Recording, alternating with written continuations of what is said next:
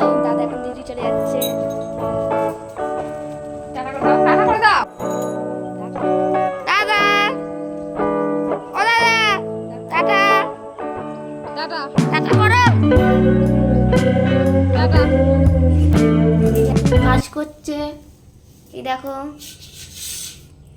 Good morning বন্ধুরা, সবাই কেমন আছো? আজকে আমার কাজের আর শেষ নেই। বোন এসেছে। বোন তো কিছু কাজ করে না, এই না গো, মিথ্যা কথা ও বলছে। কিছু কাজ করতে পারে না, ও তো ছোট, তাই জন্য আমি ওকে দিয়ে কাজ করাই না। আসলে এটাই হচ্ছে ব্যাপার। কিন্তু পারে কাজ করতে, কিন্তু আমার বাড়িতে এসেছে, এখন আমি ওকে দিয়ে কাজ করাবো? তোমরাই বলো, ব্যাখ্যা করছিস তো এটা? হ্যাঁ, তাই জন্য আমি বলছি তুই বস, আমি কাজগুলো সব সেরে নিই, তারপরে দুজন মিলে একসাথে ভিডিও বানানো হবে আজকে। তাই হ্যাঁ, তো?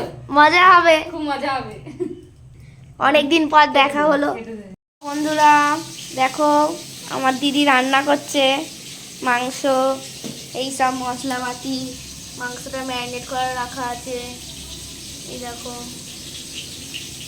এই যে এখন আলু ভাজা চলছে। এখন আলুটা ভাজছে। আমার মাংস রান্না কমপ্লিট। দেখো কেমন হয়েছে বন্ধুরা, কমেন্টে জানাবে দেখতে কেমন লাগছে।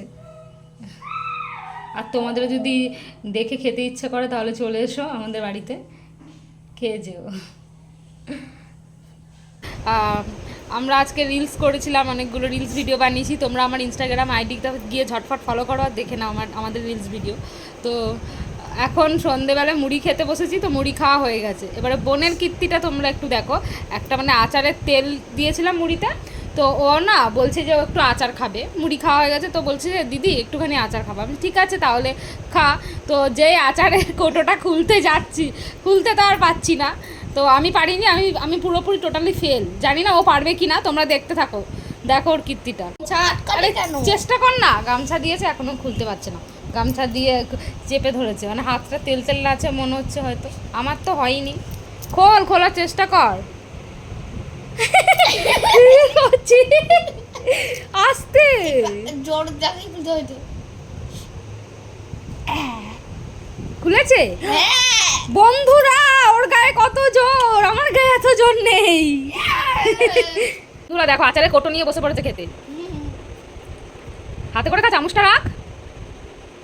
কেমন আচারটা? ওই তো স্মার্ট পয়েন্টে কিনছি। আচারটা দেখি দে, কি আচার?